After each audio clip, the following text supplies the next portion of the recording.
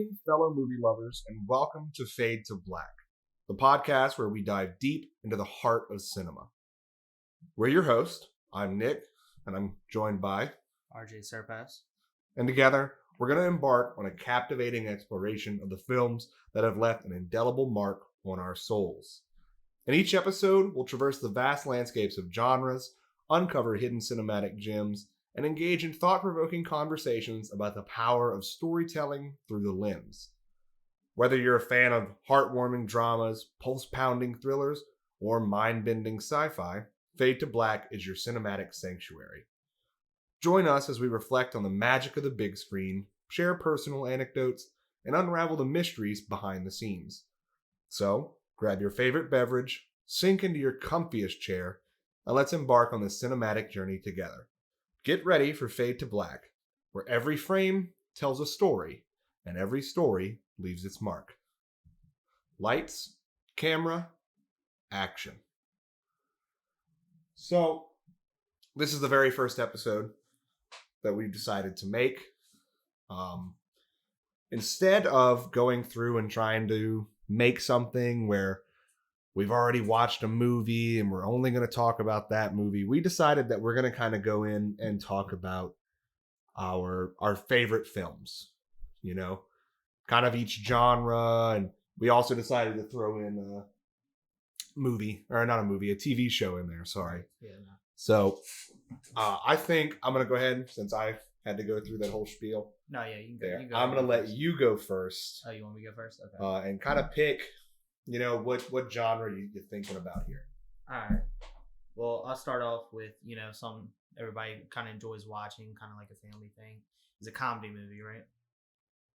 Okay, so a comedy? Right, yeah. So the comedy movie that I picked that I kind of like to watch a whole lot is Anchorman, The Legend of Ron Burgundy. Absolutely hilarious. Very quotable movie.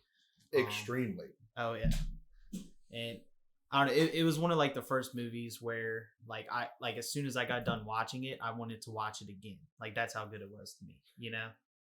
It was one of those comedies where at least for me, when I had seen it, and the reason why I wanted to watch it again was because I actually spent so much time with my eyes closed because I was laughing so hard. Right, yeah. That I felt like I missed out on way too much. Oh yeah. No, it's absolutely hilarious. You know, like the part where they start messing with him on a teleprompter, and he's like, "My name's Ron Burgundy. Go fuck yourself, San Diego." Like that shit just cracked me up. Oh yeah. I mean, I like to think it's, due in part to the writing of that movie. Right. Yeah. You know, that it felt fresh and it felt, invigorating, but also you got to give it to the prowess of Will Ferrell. Oh, Will Ferrell's absolutely hilarious in any movie he's in, you know? Yeah.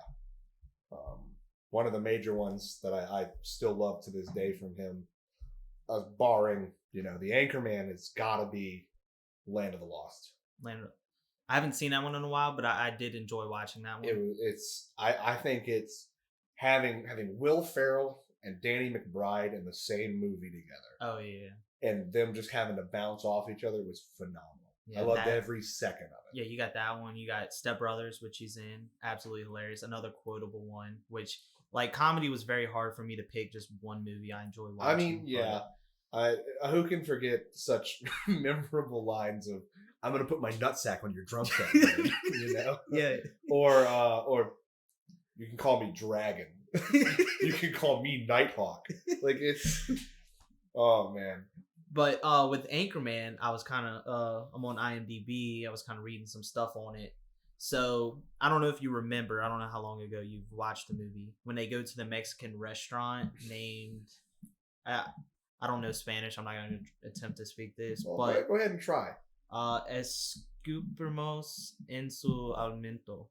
I'm guessing that's how you say it. I'm not 100% sure. I don't think that's the correct pronunciation, but I doubt it is. But so when translated into English, it translates to "we spit on your food," which is absolutely hilarious. Like it's just the sign. You just see it real fast in like the clip that it shows. Maybe like a couple seconds. If even. And it like the humor's there, and like there's no dialogue at that point. It's just, there's like it's like it's like humor kind of permeated the whole film. Right. you know. So like it wasn't just like the dialogue; it was also like the stuff in the scene, you know, like little props and stuff like that. Or like when they're going through the you know, like not the perfume, the cologne, you know, like he starts naming off a bunch of different ones. Which is that one in the second one or is that the first one? I'm not 100% sure. Well, I kind of get them like mixed up. you said, for me, it's actually been a little while since I've seen it. Yeah. You know, and obviously, you know, now that we're doing this, we're probably going to be rewatching a lot of these movies. Right. Yeah. Just kind of going back and loving it. You know, but I also think that, you know, a big part of the Anchorman series was, you know, the other actors in that series. You know, I mean, God, Steve Carell, absolutely hilarious. You got where'd you get those pants? The toilet store? You know, where did you get a grenade? I don't know. I mean, it's just the aspect of every single one of these actors seemed like they were having a blast filming this. Right, you got Paul Rudd, David Koechner. I think I'm saying that right. We'll find out eventually. Yeah. Yeah. Then you had Christina Applegate. Yeah, it's Applegate. As the female lead. She was pretty funny as well. But enough about my comedy movie. What about yours? Well, actually, for comedy, I chose. It's kind of an action comedy, but I really liked the comedy bits of it. And for me, I chose the 2019 film by Guy Ritchie, The Gentleman. Okay. I loved everything about this whole movie. Yes, action scenes were, you know, amazing. Forget that. I've got all kinds of comedy, and it was spread out in such a way where it didn't overwhelm those like, you know, those action sequences. It didn't overpower any other aspect of the movie. But like when I'm watching this kind of crime movie, and it's not like I saw something that was just ridiculous that made me chuckle. It was something that I saw somebody made a joke or a quick, you know, snide comment that made me genuinely laugh. Right. You know, and I mean, obviously Matthew McConaughey, Charlie Hunnam, they were phenomenal in this movie. And even, you know, Colin Farrell, he did terrific, you know, as the coach. You know, I always remember that scene where he's in the little deli, he's trying to get a sandwich, and you know, the youth come in and they're like, you know, oi, cuz, you know, doing all kinds of shit, you know, make me a sandwich, yeah, and doing all that. And he's like, the first words out of the coach's mouth in that whole scene is, does it smell like piss in here? And I just remember losing it. I thought it was fucking great. I thought every second of that just brought, you know, so much life. And then it immediately it gets right back into, you know, doing the whole, yeah, this is a fucking crime movie. This is an action movie. Right. But then you're jumping in there and it's, you know, a snide comment there, you know, or another great scene that I love is when they're doing, they're fighting some guys in an apartment and one of them falls out of a fucking window and slams into the ground. And they look out the window and there's like some kids standing there and they're filming it as they hit the ground. And they're like, oh shit. So then they run downstairs trying to get him and they're like, you know, I need that phone. And it's like, you know, so the kid runs off to all of his friends and he's like, he's trying to jack my phone, cuz. And he's like, no, I'm not trying to steal it. I want to buy it. And he's like, you know, I'll give you such and such amount of money for it. And the kid's like, you know, why don't you just leave the bag here and you know, and fuck off. And Charlie Hunnam's character just like, you could see in his eyes, just that immediate like, ugh. Right. And then he like whips out a fucking submachine gun and shoots it in the air. They all run and he aims the gun at the kid. And he's like, put the phone down. And he like slowly lowers it. And as Charlie Hunnam's walking up, he just goes like this like hand movement. And he goes, like shoots him away. And I just remember laughing my fucking ass off. Oh man, but it's just oh god, and then the character Fletcher, played by Hugh Grant, phenomenal. Mm-hmm. You know, he's just this, smarmy asshole the whole movie, and then also we actually didn't say it in the intro, but I still think it's funny. There will be definite spoilers for these movies. Oh yeah, 100%. Yes. 100%. And like so. Fletcher, he's this huge asshole the whole production, talking about all kinds of shit. And at the very end of the movie, he gets his fucking comeuppance of just like with a callback line to like one of his first lines in the fucking film. But without a doubt, one of the greatest movies I've seen in a very long time. Well, you can go ahead and pick the next genre. Next genre. Okay. You know what? We'll go with why don't we go with horror? Horror? Okay. Yeah. And for me, the horror genre, it's a bit tricky. It's always been a little bit tricky. Me personally, if I have to come to mind with something, the moment I think of horror, what do I think of? It's going to be Friday the 13th. And here's the issue. It was nigh impossible to think of an actual definitive which one was my favorite. No, yeah, I'm right there with you, but yeah. But I think I think after a little bit of time and effort, I think I kind of figured out which one was my favorite. And this is gonna sound super dumb. It's Jason X. Jason X. Yes. So Jason X was the movie that. Oh, that's the one where he went into space? He went into like the future in space. Okay. Because it's so absurd. But right. it's that level of absurdity. Because I don't know about you, but when I'm watching a slasher film, mm-hmm. I'm never rooting for the human beings. Oh yeah, no, I don't think you ever do. I mean, you're watching Friday the 13th. You're not watching Friday the 13th so that Becky can survive all this at the end. You're watching to see a bunch of drunk or high teenagers get brutally murdered. That's what it is. Yeah, and you kind of like to see like the creative ways they get killed as well. Right. And speaking of that, a big thing for me was I think it wasn't one like the very first kill, because you see, in the opening segments, right, he's like all chained up and he kills a bunch of the soldiers and then he gets frozen. But when they're like examining him and he's laying on that like table in the medical officer's room, and he like twitches and he sits up in the fucking scene. Yeah. And I gotta give it, to them, man. I mean, they always pick a tremendous actor to play him. But my favorite moment was when they're sitting there and the medical officer's just sitting there doing their thing, and he grabs her by the fucking head and just slams it into the liquid nitrogen. Oh, and then she's like, shatters. She's like, whoa, screaming under the water. You see the bubbles and you slowly see it, and it just freezes her face. Right. And he takes her out, looks at her, and then slams her head into the like counter, and it just shatters everywhere. No, yeah. It's phenomenal. That is like one of the main scenes I do remember from that movie. And like I said, they always pick somebody, and I know that it kind of bounced around a lot. Like I know they changed it up when it came to Freddy versus Jason. Mm-hmm. It's like it was a different actor. But I have to give props to Kane Hodder. Kane Hodder has been a staple of Jason. A lot of people, anytime you think of who played Jason Voorhees, you're always going to remember Kane Hodder.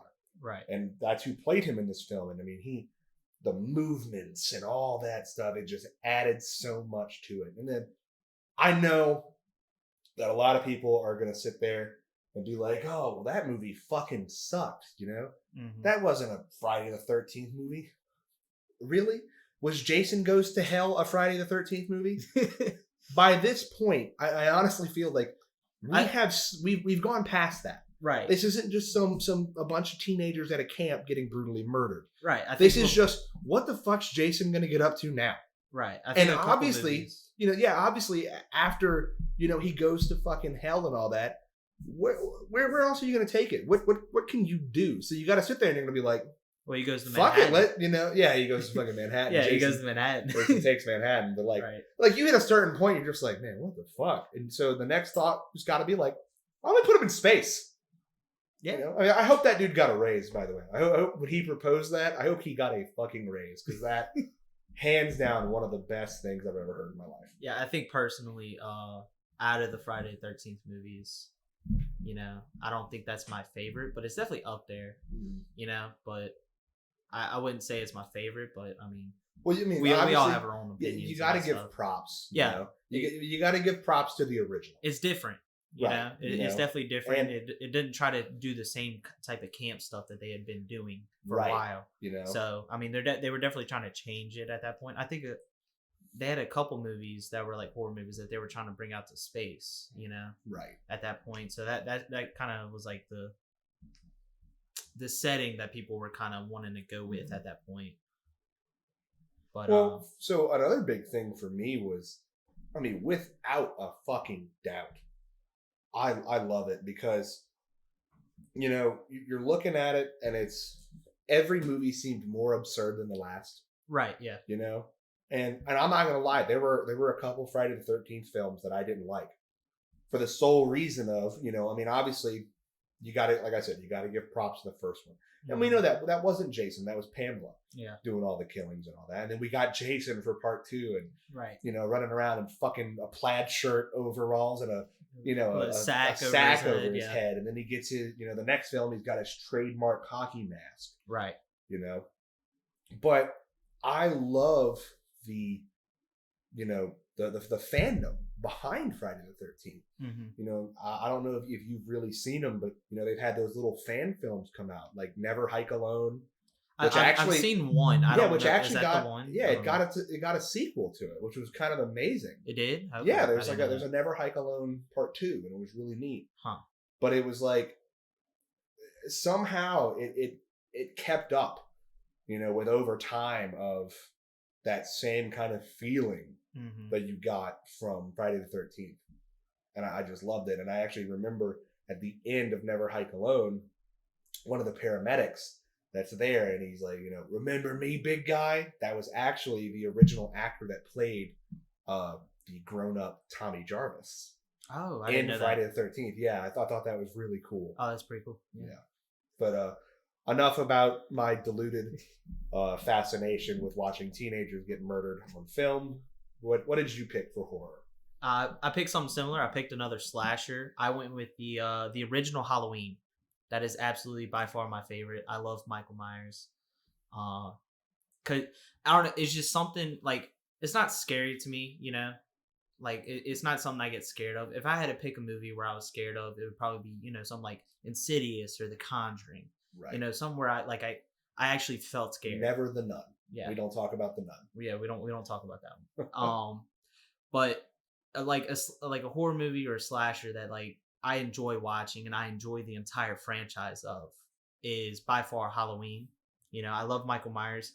I didn't so much like the curse thing that they did like a little bit later on. Yeah, you're talking about what was it like Thorn? H2O or something? Well, no. I say H2O, but it was like H20 or something. Well, yeah, it was yeah, H2O. they It was were trying 20 to years do later. a curse thing. Yeah, Well, no, that was actually a reboot of. Well, the original. I know, because there's but, like like 4 or 5 different timelines with the Halloween movie. right.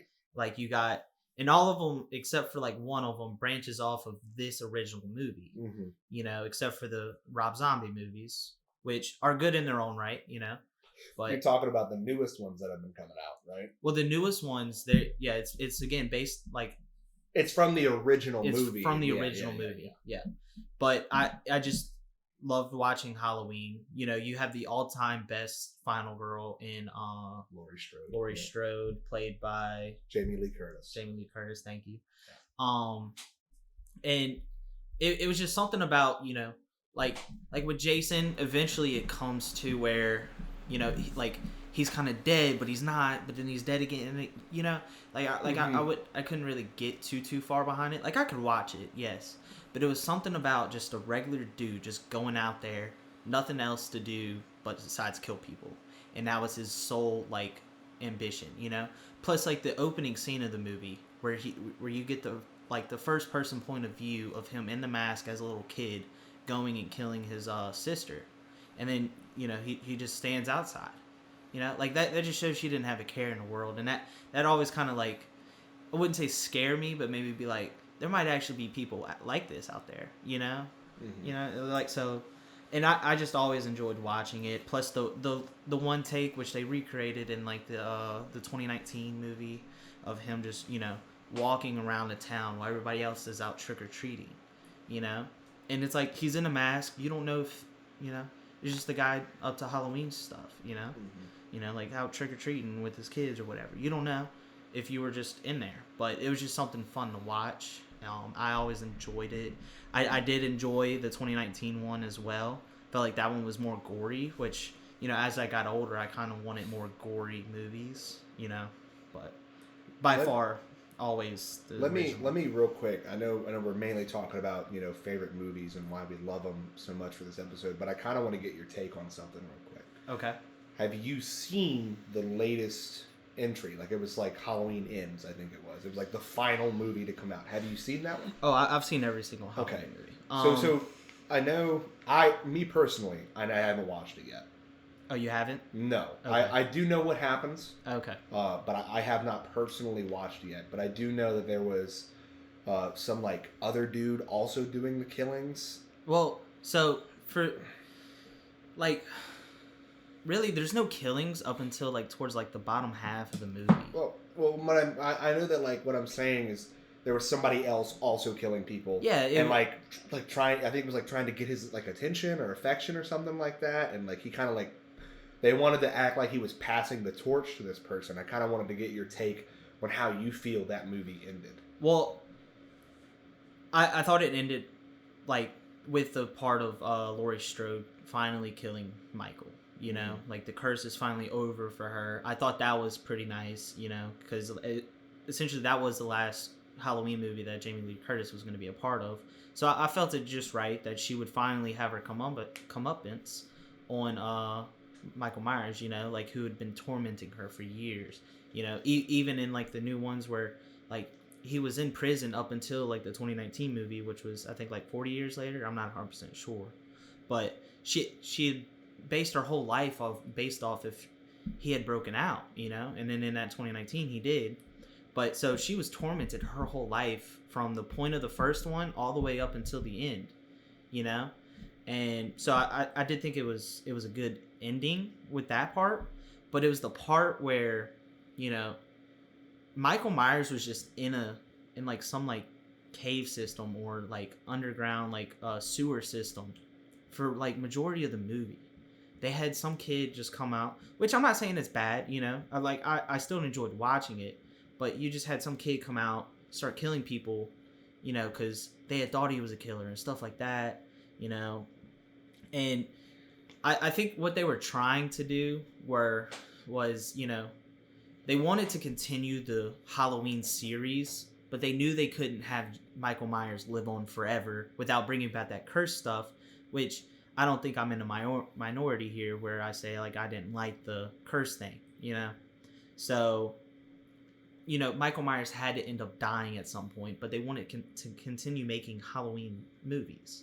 And so I think that they kind of just went with, it's kind of like an essence, like the mask itself, because once he put on a mask, like, the guy started getting, like, stronger. He was just crushing people's, like, skull easily, which I don't know too much about skulls, but I don't think you can just smash your foot over it and it just shatters. Yeah. Like, I'm no doctor or anything, but like, he was able to do that and stuff. And so I don't know, like, I think they were trying to find a way to kind of continue making Halloween type movies, like, within the same universe, without Michael Myers. And I think it wasn't a terrible idea, but like, you had him literally just shove Michael Myers to the ground, take his mask, and then dip. Like, OG Michael Myers wouldn't stand for that shit, dog. Like, he straight up be like, what you looking at, dog? Yeah. Like, he did that whole head tilt and everything. Like, yeah. I had known there was, like, some controversy, in the fandom about it, of how, people felt that movie ended. So I kind of really just wanted to get your take on it. No, yeah. It wasn't bad. It wasn't a bad movie, but I think it's like mid tier in all the Halloween movies. You know, like I think it's like right there in the middle. I get you. Yeah. But okay, I think we spent a pretty decent time on some horror movies. Oh, I love horror movies. Oh, definitely. But we're gonna go ahead and say, why don't you go ahead and take the next one? We'll kind of bounce back and forth here. All right. We'll kind of switch it up a little bit. Go to drama. All right. So the drama I picked was Silence of the Lambs. Absolutely love this movie. I knew you're a pretty big Hannibal Lecter fan. Yeah. Oh yeah, I even watched the TV show. Which kind of led up to like Silence of the Lambs and everything. But Sir Anthony Hopkins absolutely killed it with the portrayal of Hannibal Lecter. Where the scene I always liked from this movie is when she starts going towards his cell. Right? I don't know if you ever paid too much close attention to it, but like I think there's like 4 or 5 cells before you get to his cell. And each cell she passes, you get a look at see who's in it. And as she passes, the person increasingly, like whoever's in there, increasingly gets like crazier. Like I think up before she gets to Hannibal Lecter's, like dude tries to piss on her or some shit, But then you get to his cell and he's just standing there. You're like, this dude's completely different compared to everybody else, and that just kind of filled you with like a holy shit type thing, Yeah, but do you think a major part of that was through actual like cinematography of it? They really wanted to be like look at these crazy people, and then you get to the last cell, and they kind of wanted to play that little switchy on you where it's well, this guy's not crazy, and you're like, wait a second, but if it's been building up, that means he's the craziest motherfucker here. No, yeah, 100%, yeah. Right. Like, and that just kind of built onto it. Plus, she had to keep going back to him and stuff, and like to help her solve like who Buffalo Bill was and stuff. So like you got more scenes, and honestly, it was a shame, but I understand why they did it. Why he wasn't in there too long, because I honestly, by far, Hannibal Lecter was obviously the best character in there. Right. But you feel like he would have probably stolen the show of the whole thing. I mean, he stole it in the short amount of time he was in there. Yeah, but like I'm talking like basically the movie would have been drastically different. Oh, yeah, 100%. And I don't think it's a bad movie by any means. I absolutely love this movie. I grew up watching this movie, So like it's my mom's favorite movie, like, and I watched it with her growing up. So it kind of became one of my favorites at the same time. Okay, yeah. I mean, I definitely get that. I know here recently, you had been watching some of the Hannibal TV show, and I kind of fell into that little pit there with you and started watching it on my own. I mean, but I mean, me personally, don't get me wrong, Sir Anthony Hopkins, phenomenal. And I do remember really enjoying Silence of the Lambs when I watched it. But I think a big contributing factor, at least for me, watching the Hannibal show, Mads Mikkelsen.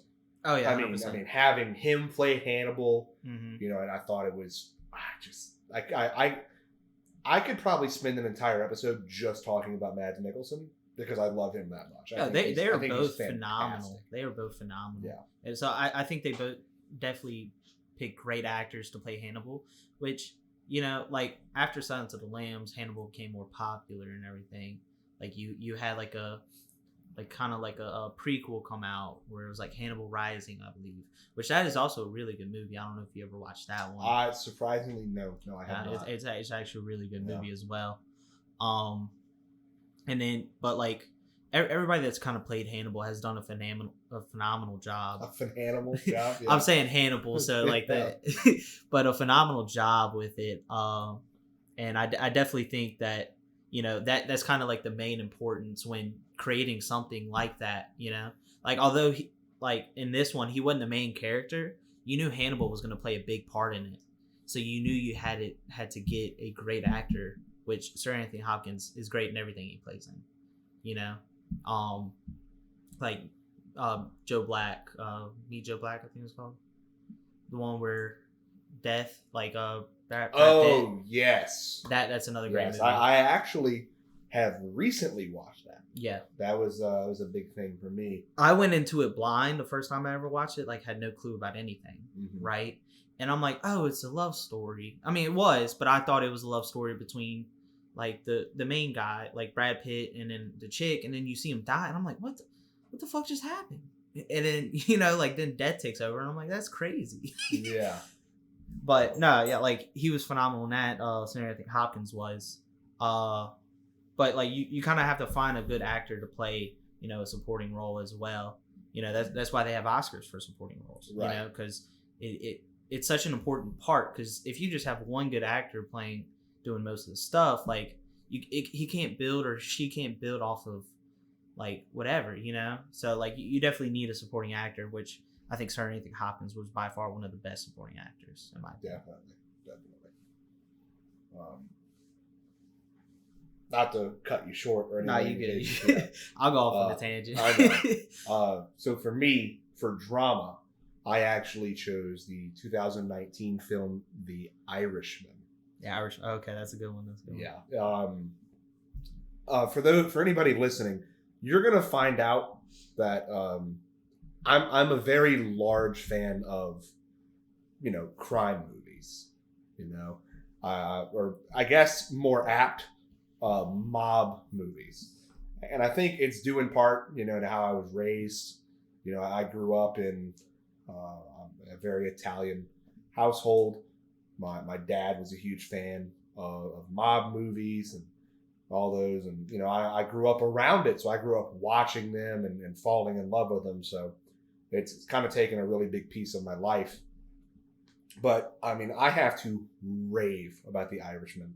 For a couple of reasons. A big thing for me that I really loved about it was it kind of brought back at least 3 of the big fucking names in mob movies, Right. Obviously, rest in peace, Marlon Brando. You couldn't get him in there. But I mean, Joe Pesci, Robert De Niro, and Al Pacino.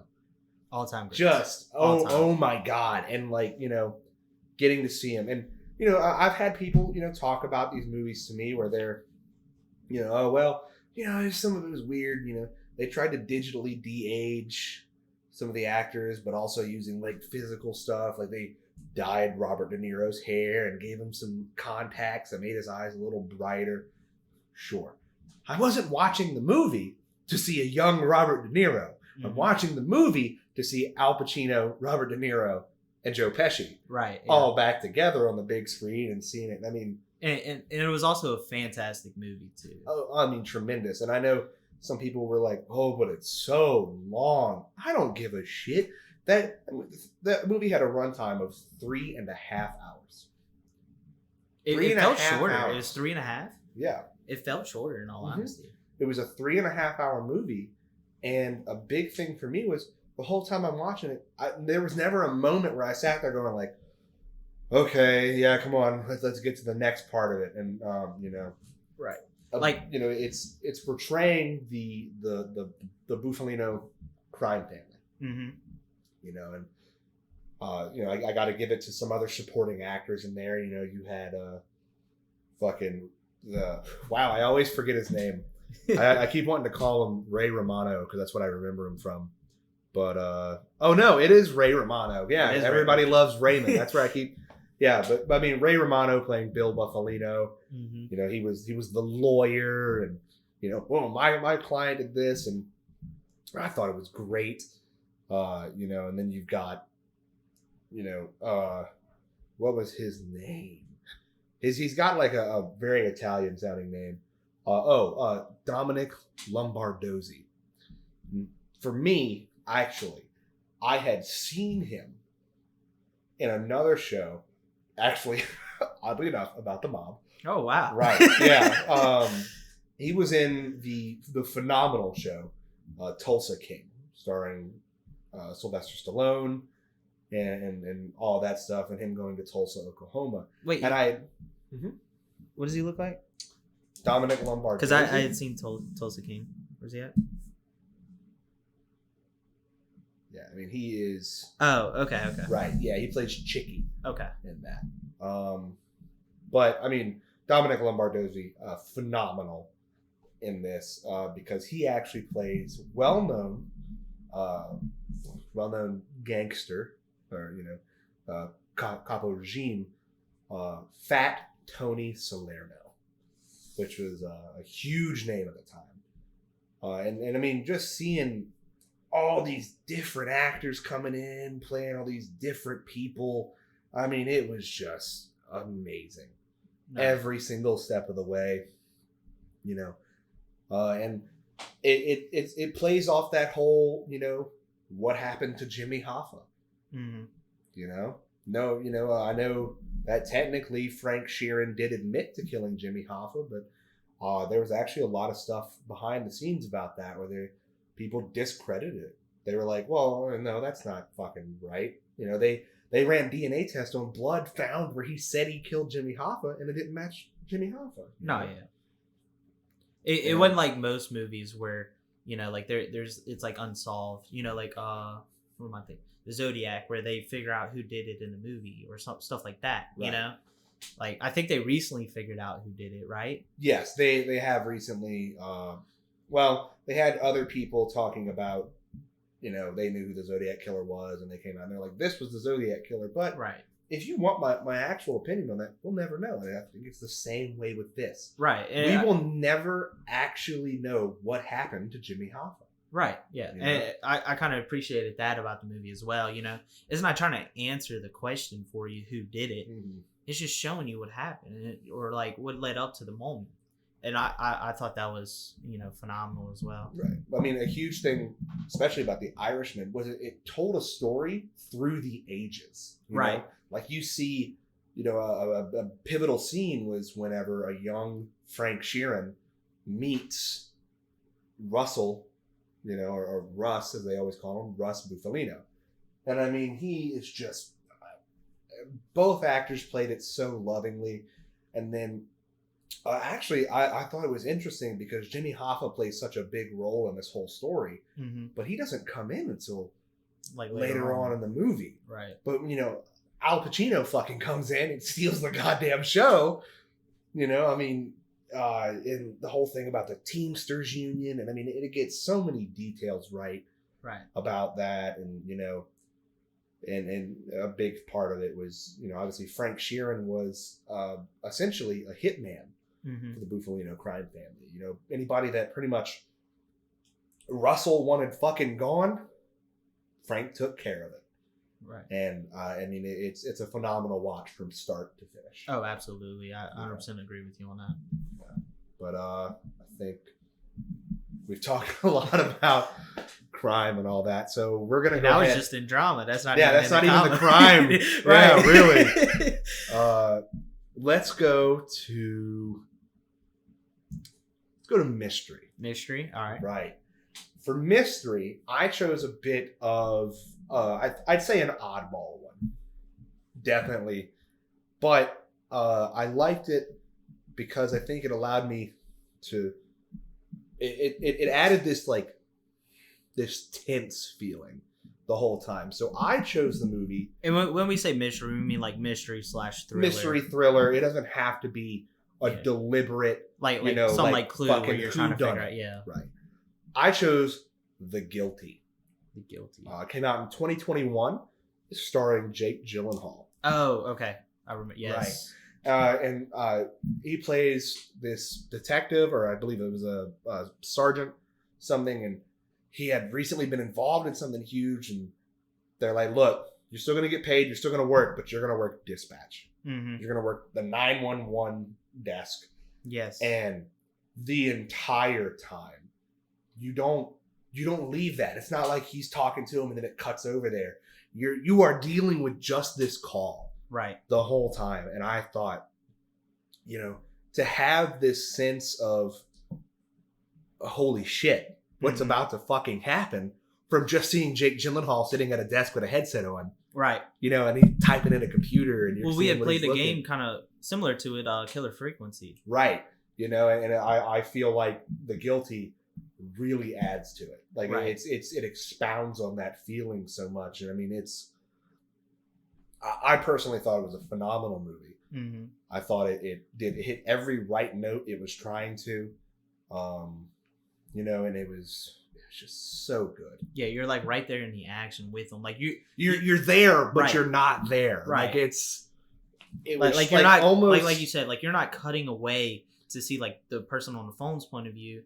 You're seeing his point of view, and I feel like that makes it that much more intense. right. You know, because you're also trying to be like, what is the best move here, and all this and that, like with him. You know, And actually, looking through this, there was actually a few other actors in there that I didn't know were in this movie just by hearing their voice. So actually, he plays Sergeant Bill Miller, Ethan Hawke. no shit. Yeah. Wow. And Peter Sarsgaard was in this movie as the voice of Henry Fisher. And these are just characters you hear over the phone. Right, like you don't know? even see him. Like Right. these are high name actors. I know, and it was crazy. And I mean, I'm just like even looking through the IMDb page here. You know, I mean, like you're not seeing a bunch of other, super big named people, but Mhm. these two guys were. I mean, they are top notch up there. But No, yeah, it was a great movie, great watch, mhm. 100%. The one I kind of went with, which it was kind of a toss up for me. Almost went with Usual Suspects. You know, I love me some Usual Suspects. Kaiser Soze. Kaiser Soze. But I had to go with Shutter Island on this one.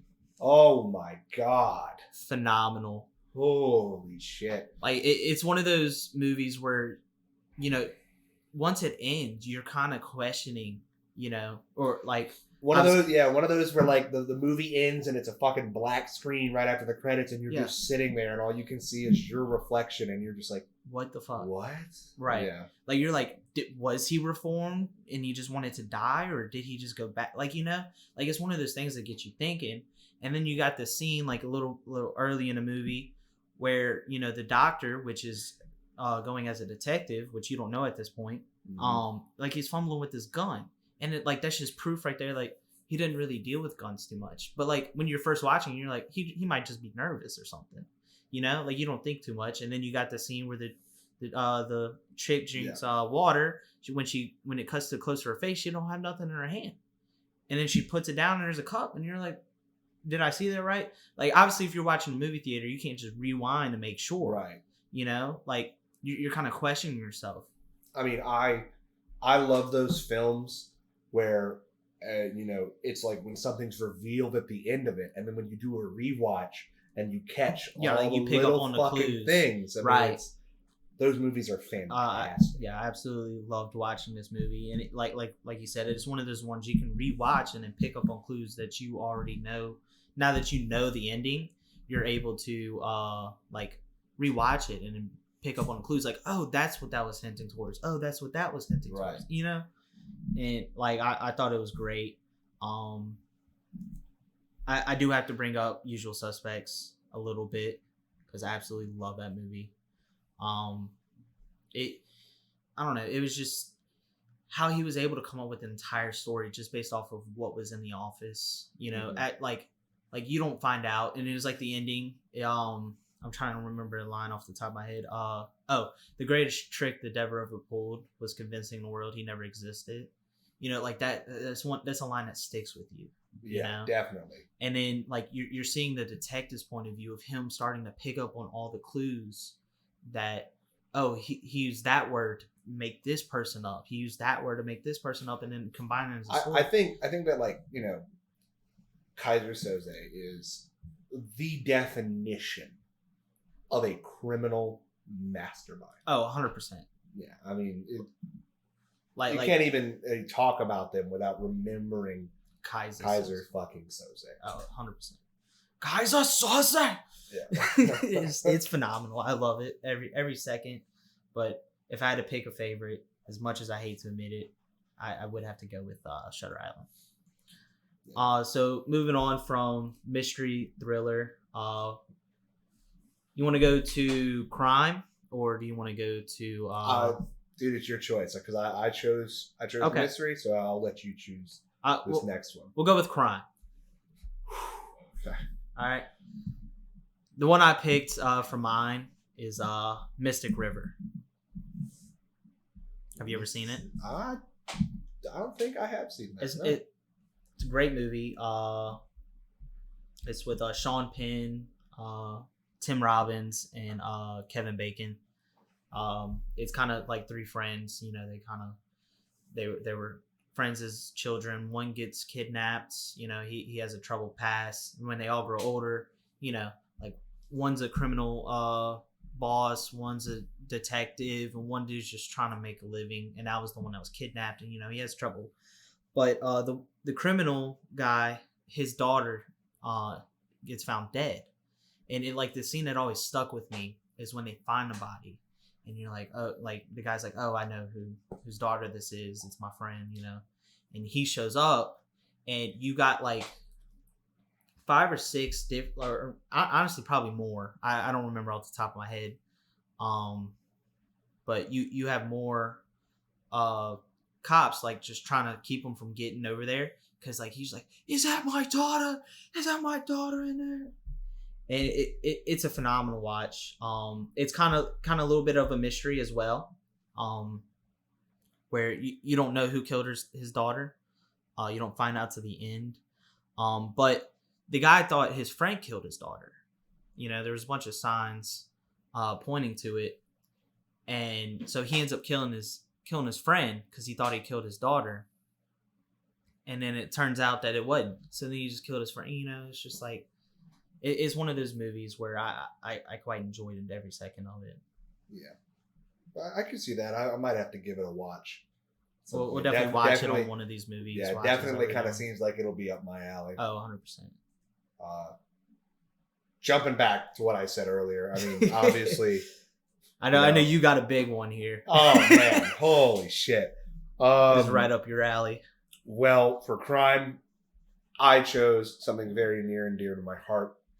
The 1972 film, The Godfather. Absolute classic.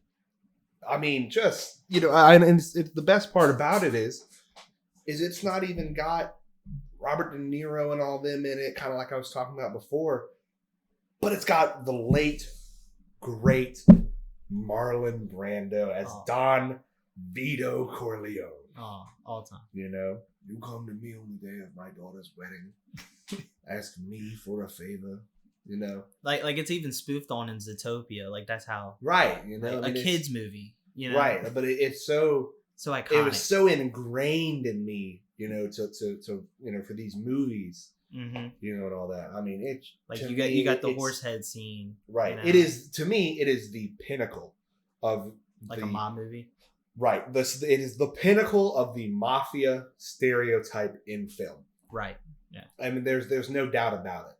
Mm-hmm. You know, I mean, and then you got Al Pacino and, you know, Michael Corleone and James Caan and Robert Duvall, but it's all these people. They're so much younger, you know, and there's so much that I could talk about this movie, but I don't want to obviously take up the entire fucking episode.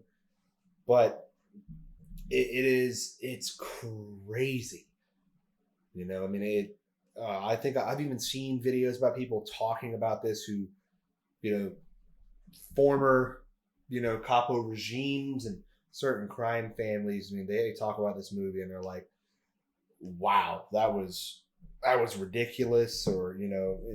I mean, obviously, there's always going to be scenes where people are going to be like, "Yeah, that's not how that would really happen," or stuff like that. And it's just, every second of this movie in my eyes is fantastic. Oh yeah, 100%. I agree with you. You know, I mean, if you haven't seen this movie, please give it a watch. Please do. I promise. You know, if you don't like it, you don't like it. It's just how it is. But this is definitely not one you want to skimp out on. You know, I mean, and maybe there's one that fits your fancy, like I was talking about, The Irishman or The Gentleman. You know, maybe that'll be something you love. But please give The Godfather a chance. Even if you just watch the first one, you know, and you don't want to move on to the others, but give the first Godfather a very large chance, because you never know, you might just find out that you fucking love this movie. Yeah, and then if you like that one, you can watch the other ones. So going from that for crime, just me talking about that. I think I'm gonna move on to romance. Romance, all right. Now, romance for me was an extremely hard category because I don't really watch a lot of romance movies. I just don't. You know, but I got lucky and realized that one of my all-time favorite movies is in fact considered a romance movie. What would that movie be? That movie is Scott Pilgrim versus the World. Oh, okay. Yeah, there you go. Yeah, I kind of, and you could call it a cop-out. I don't really care. I think it's hilarious. And, you know, I will always have the world's biggest crush on Mary Elizabeth Winstead as Ramona Flowers. Oh, yeah, 100%. But, you know, I mean, Michael Cera's, you know, awkwardness kind of, I think it adds to the whole flavor of it. Mm-hmm. There's always that scene I will never forget. You know, when they're talking to Wallace. I think Knives Chow comes to the door and she's talking to Wallace. And is Scott here? And he's like, oh, he jumps through the fucking window, and she's like, he just left. He just left. I mean, come on. Yeah, you know. And then you got all the stupid ass thing. The dude, which, funnily enough, I keep forgetting until I like either look into the movie or rewatch the movie. The vegan guy, I think his name was like Chris or something. I think so. Played by Brandon Routh, who also played Superman and the Atom in Legends of Tomorrow. Like, I just forget about that every time. Yeah. You know, and then you look back and, you know, you see Scott's sister, Stacy. She's played by Anna Kendrick. Mm. You know, and then, you know, their friend Julie, she's played by Aubrey Plaza. The cast for this was fucking studded. And I really love the visuals of the movie. I mean, it was colorful. It was lovely. It felt ripped out of a comic book, which that's what it was based off of. Yeah, I mean, it was just, I love that movie. Oh, yeah, 100%. So, I mean, it might be the dumbest thing you've ever fucking seen in your life, but God, is it good. I went a complete opposite of what yours was. I went with the Notebook. I love the Notebook. I'm probably going to receive some hate from this. Don't think I've ever watched the Notebook. You've never? Okay, that we're gonna have to put that one on the list. Right. You got Ryan Gosling, absolute stud as Ken. You know. Right. Yeah. Rachel McAdams, which was the female lead. She was great in it as well. It's just the scene that always got me, that made me fall in love with this movie for the romance, was the scene where they're older and he's like, she realizes, oh, he's telling a story about us. And then you share that, you're like, oh my God, she remembers, because she has dementia later on, right? You're like, oh my God, she remembers. Like you start feeling like the happiness and the warmth that he feels in that moment. And then it all goes crashing down when she forgets. Like, they're dancing, and then all of a sudden she's like, who are you? And you're like, no, don't do it to me. No. You know? And it's a great love story, you know? Like, the house he builds is just for her, you know? Like, she talks about, like, what he like, early in the movie, he's like, if we had this house, what would you want to do to it? And she tells him in detail what she would do to it.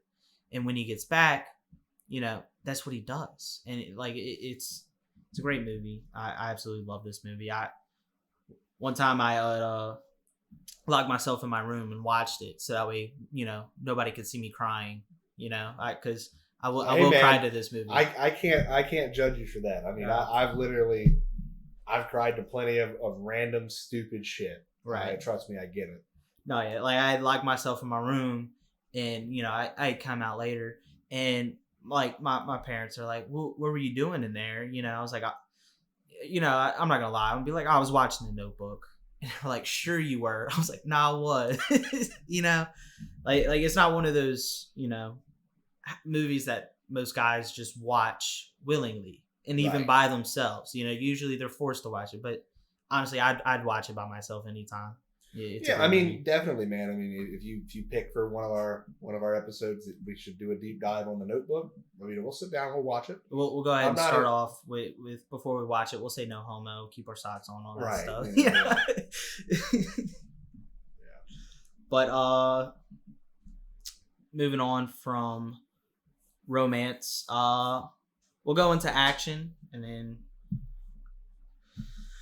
the one I picked, I think we were talking a little bit earlier. I think we picked the same one. We picked John Wick. John Wick. Absolutely. Like, great movie. I love the choreography of the fighting scenes. You know, I mean, here's the thing. I don't really even think that both of us need to so much to talk about it because I think we are actually in agreements on pretty much every single point that either of us are going to bring up. oh yeah, 100%. The Yeah. choreography, I mean, not too many cuts. You know, like I absolutely love Batman. I love watching the Batman movies. But the one thing I didn't like about the Batman Begins was, like, in the fighting scenes, there's too many cuts. You know, like, you couldn't really Or get. sometimes a sense you of couldn't action. even fucking see what was going on. I mean, it Right, was which I get. definitely- It's Batman. It's supposed to be dark and all that, but you're there for the fighting scenes with Batman, right? You're not there to watch, like, him fly or something, because he don't fly. You know, you're not seeing all that, and like, it was just watching Keanu Reeves, which absolute legend.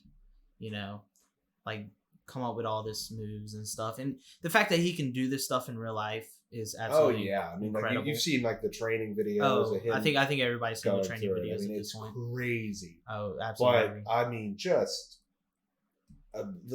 every single fight scene seems like we're so choreographed, and it looks so visceral and so real Right. that you're watching every segment of it, and it never looks like they were like, oh, you know what? Let's like cut it together a bit. Like, he did that move a little better. It was just a huge one One take fluid of this motion. whole Oh yeah, fight. I loved it. It was so good. I mean, and then a big factor for me is anytime he's using a gun, It's not just infinite ammo. He's having to reload. but like if you sit there and you count how many rounds he's firing out, it fucking matches. Right. It's phenomenal. Oh yeah. You And know? like, if the gun had been fired a couple times before he had got the gun, right. like, it even takes that Yeah. into account. Like, And it's great. And we have to talk about the greatest scene, I think, in movie history. The club scene. Oh, Just 100%. him walking through the dance floor and you hear LED spirals starts playing. Mm-hmm. Oh my God. I mean, just every second of that movie, I was enthralled. Oh yeah, 100%. So I'm not even going to get into it because everything that you just mentioned, I'm in agreement with. Oh, 100%. Because I also chose John Wick as my action film, and we are nearing the end here. I think we've got one more Yeah, we got movie category, and then I think we're going to talk about a favorite TV show. So, which I forgot to mention one, which we can talk about real quick. Mhm. Sci-fi. I totally forgot to bring that point up. Oh yeah, sci-fi. I think with me, Star Wars, Yeah, specifically Revenge of the Sith. I love that movie. I'm a Mhm. huge Star Wars nerd. I'll let you know man, I that haven't right now. think of a sci-fi movie.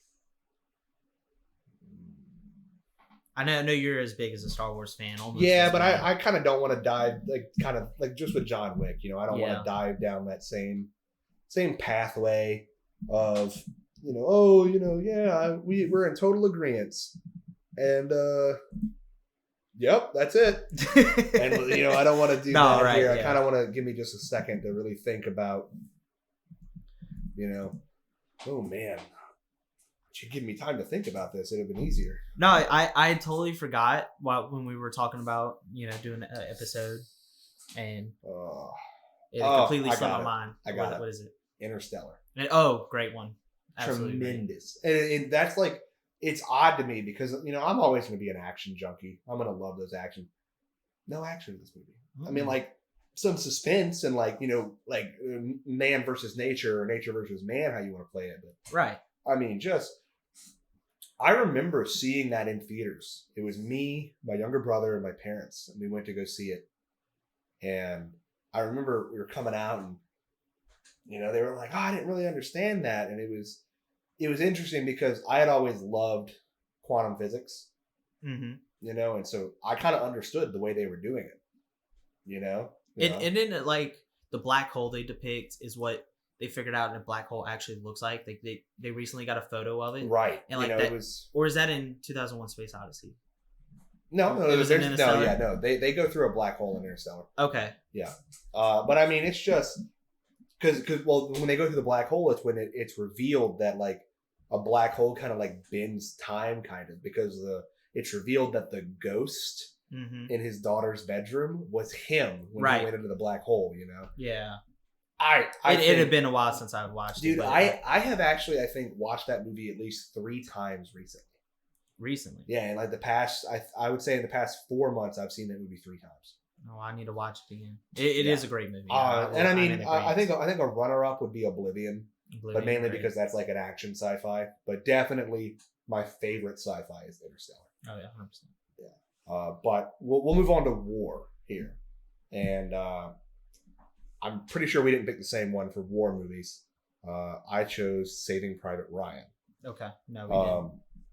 And I think a big part of it was obviously nowadays we've got movies like, Guy Ritchie's The Covenant. We've got 13 Hours. We've got Lone Survivor. We've got American Sniper. But there was something about Saving Private Ryan when it came out that I just fell in love with. And what's even odd was it actually came out before I was born. But still just watching it lately, it's phenomenal. And, Tom Hanks, phenomenal. Vin Diesel, Matt Damon, you got Tom Sizemore, Edward Burns.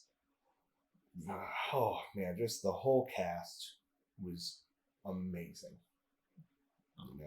And in the moments that they were triumphant, you felt like you were a hero, right? Like you were in there with them. Yeah, like you felt it in your heart, and then and I remember my heart physically dropping when I saw Vin Diesel's. I think he was Private Caparzo. Yes, he got shot by that sniper, and the moment he just like fell, got hit, it was like oh, and then like hit the ground. I was like, holy shit! Right. I mean, it was nuts, man. I loved every second of that entire film. Oh yeah, 100%. So what did you pick for war film? 1917. Good, very good choice. Yes, and I picked it because it's got that. The whole movie is essentially almost a one take. Obviously there are a couple hidden cuts there, but I loved every second of the movie. Like we were talking a little bit earlier, that scene where he's just running through the front line, right? Like that was all a one take too. So it's to get every single step right, stuff like that. Like I don't want to go too deep into it. I know we don't have too much time left. But it was essentially. Well, look, and then you know what? If we go over, we go over. Yeah. If we go over, we go over. I just kind of didn't want this to be like we spent 2.5 hours talking about movies. I kind of want to give the listeners a little something more to look forward to in the later installments. No, yeah, 100%. But yeah, I just loved every second of it. It was the same director as Skyfall, which I love the 007 movies. And it was kind of like the one take, trying to do that, and then let's see, how long was this movie? Almost 2 hours. It was an hour 59. So almost 2 hours of essentially the whole movie being on one take, with hidden cuts here and there because you're gonna need them there, like here and there, right? But if you're just watching it, and you're not trying to pay too much attention to it, you never notice there's a cut. Like with most movies, you'll notice there's a cut, but with this one, you won't. And I thought that was it was a big ambition, and I thought it ended up perfectly. Like I don't think it could have been done any better. But we'll move on to TV shows. We'll let you say your first. I went with How I Met Your Mother. Absolutely love this show. I do yearly rewatch of it. I'm honestly about to start my yearly rewatch pretty soon. it's kind of got like that little mystery thing where you're trying to figure out who's the mother, But it's like, got enough comedy thrown in right. there where you think it classifies itself as more of a comedy Oh yeah, than 100%. anything else. Yeah. And like I love all the callbacks they have in it too. Like the only thing I had a problem with it was obviously the ending. First off, I didn't want it to end. I never wanted it to end. No, I don't think anybody ever does. With their favorite show, but I didn't too much like the ending of the whole story, just essentially being him telling his kids, "Oh, I really want to get with your aunt Robin, but I want to make sure it's cool with you first, but I'm gonna tell it in a hidden way." I didn't really like that too much, Yeah. but I understood because they filmed all the kids' parts within that first season, just so that way when it got to that last season, because I think 9-10 seasons of it, I'm not 100% sure. The kids look exactly the same. They didn't want them to look older, as the Right. show got on. Yeah, definitely. And so they kind of filmed it all. So they kind of had it mapped out what they wanted to do. But with most TV shows, it would organically kind of, like, you might have one ending in mind, but then as the show goes on, you might have an idea for a better ending. That's kind of how it went. But they had their ending mapped out from the beginning. But I loved it, every second of it. Like I said, I do a yearly rewatch of it. I'm about to start it soon, but you can go ahead and go with yours. You already know my answer. Oh, yes. I mean, this is something that I talked about very frequently. You watched it not too long ago as well. Yes, I am actually currently on my annual rewatch of this show. The TV show that I have chosen is The Sopranos. Great. It's great. A tremendous run from 1999 all the way to 2007. Rest in peace, James Gandolfini. Oh, absolutely. Tremendous. But every person they brought into this film, or into this TV show, just played their part so well. Mm-hmm. Michael Imperioli as Christopher Moltisanti. Right. Just phenomenal to be in this. And, Lorraine Bracco playing Dr. Melfi. She played her part so well, and all the drama that came with it. Edie Falco playing Carmela Soprano. Tremendous. And I know you guys, I even said rest in peace to him, but I'm going to save him for last because he's obviously my favorite character. Steven Van Zandt playing as, Silvio Dante. Mm-hmm. Each and every person that was cast in this show played their parts to a perfect T. Right, yeah. Never once did I sit there and go like, I don't know. Yeah. Every time a person came on the screen, I was like, nailed it. They fucking nailed it. Oh, yeah. And the show, it makes you hate people, it makes you love people.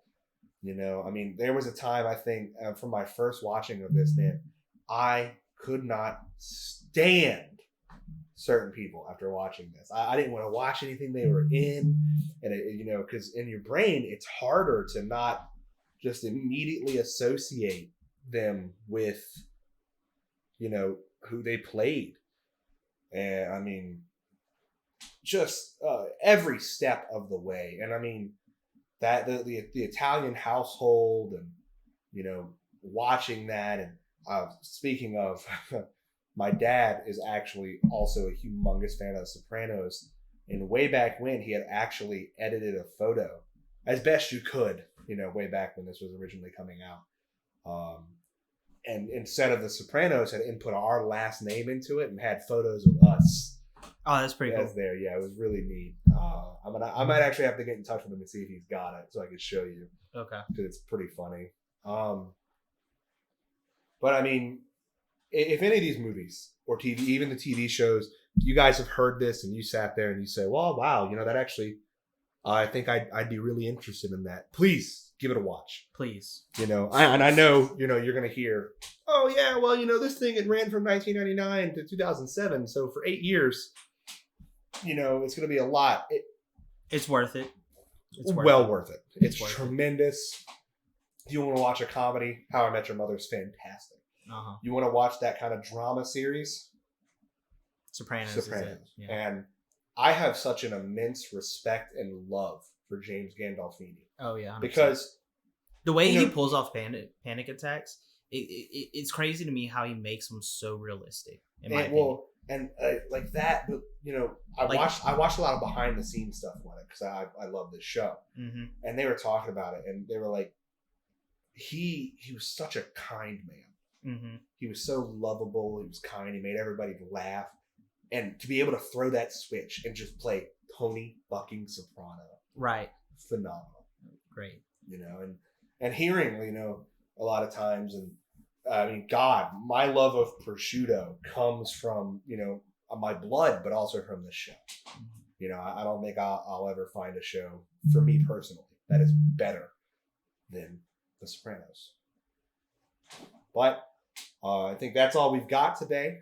So I just want to say thank you for listening. Yes, thank you so much. Uh, I think the next episode we're kind of going to start doing the movie of the week. Right. We're going to do that. We'll kind of start trying to get a kind of schedule down, figure out when we can throw a TV show in there if we ever want to talk about that. Right. Right. But we're kind of we don't want to do like the whole show in one shebang. Right. We're So gonna do a season we'll at talk a about time. it as like, an episode will encompass an entire season. Mm-hmm. But I just want to say thank you for listening if you've made it this far. And we hope that you'll enjoy and We wanna hope you keep stick going. around as well. Yeah. All right. Well, this is Nick signing off. And it's RJ as well. All right, guys. Have a wonderful night. All right.